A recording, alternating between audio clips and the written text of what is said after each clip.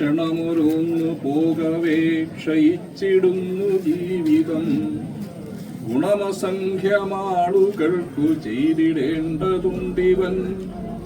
ഉണർവോടെന്നുമെൻ പ്രവൃത്തി സമയനിഷ്ഠയോടുടൻ അണുവിടാതെ ചെയ്യുവാൻ അനുഗ്രഹിക്ക ദൈവമേ. നിത്യേന സന്ധ്യാനാമം ചൊല്ലുന്ന സമയത്ത് ഈ ജീവിതം കൊണ്ട് അസംഖ്യം ആളുകൾക്ക് ഗുണമുണ്ടാവണമേ എന്നാണ് നമ്മളെല്ലാവരും പ്രാർത്ഥിക്കാറുള്ളത്. പരോപകാരമാണ് ഏറ്റവും വലിയ പുണ്യം, പരപീഡനം ഏറ്റവും വലിയൊരു പാപമാണ് എന്നാണ് നമ്മൾ പഠിച്ചിട്ടുള്ളത്.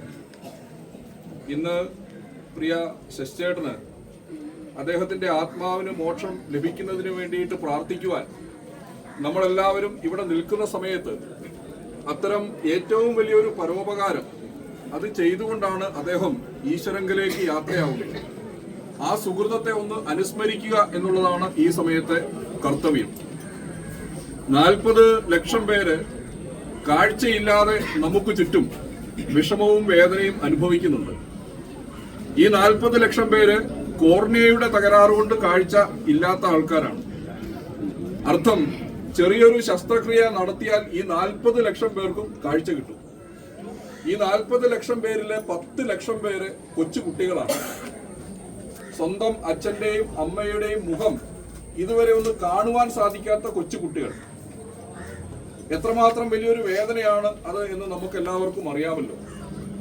നമ്മളെല്ലാവരും ഇവിടെ ഒന്നു ചേർന്നിരിക്കുന്നതും ശശിചേട്ടനെ യാത്ര അയക്കാനായിട്ട് എത്തിയിരിക്കുന്നതും നമുക്ക് കാഴ്ചയുള്ളത് കൊണ്ടാണ്.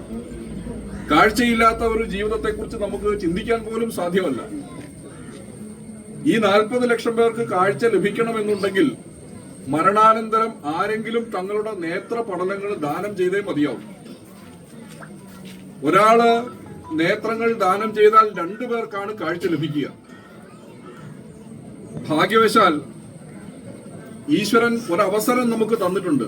കാരണം നമ്മുടെ നേത്രങ്ങൾക്ക് 200 വർഷം ഭൂമിയിൽ നിലനിൽക്കാൻ വേണ്ടിയിട്ട് സാധിക്കും. ഒരാൾ മരണപ്പെടുന്ന സമയത്ത് സത്യത്തിൽ അയാളുടെ നേത്രങ്ങൾ മരിക്കുന്നില്ല.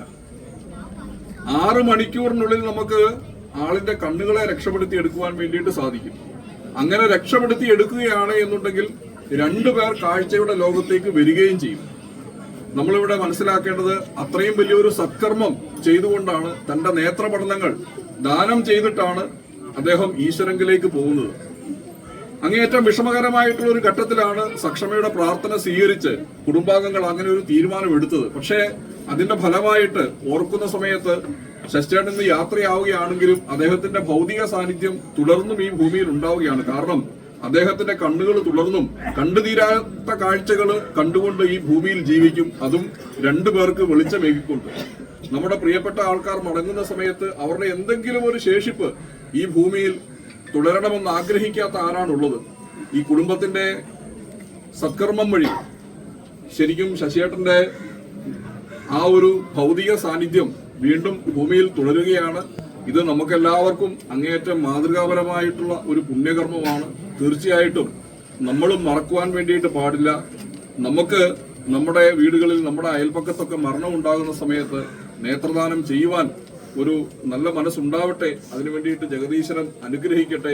ഈ 40 ലക്ഷം പേരുടെ ദുഃഖം മനസ്സിൽ കാണുകയും അതിനകത്തു നിന്ന് 2 പേരെ വെളിച്ചത്തിലേക്ക് നയിച്ച ഈ സുഹൃതത്തെ ഭിന്നശേഷി ക്ഷേമ സംഘടനയായിട്ടുള്ള സക്ഷമ ആദരപൂർവ്വം വണങ്ങുന്നു. ശശിയേട്ടന്റെ ആത്മാവിന് മോക്ഷം ലഭിക്കണമേ എന്ന് പ്രാർത്ഥിക്കുന്നു. ഓം പൂർണ്ണമദ പൂർണ്ണമിദം പൂർണ്ണാത് പൂർണ്ണമുദച്യതേ പൂർണ്ണസ്യ പൂർണ്ണമാദായ പൂർണ്ണമേവാവശിഷ്യതേ. ഓം ശാന്തി ശാന്തി ശാന്തി.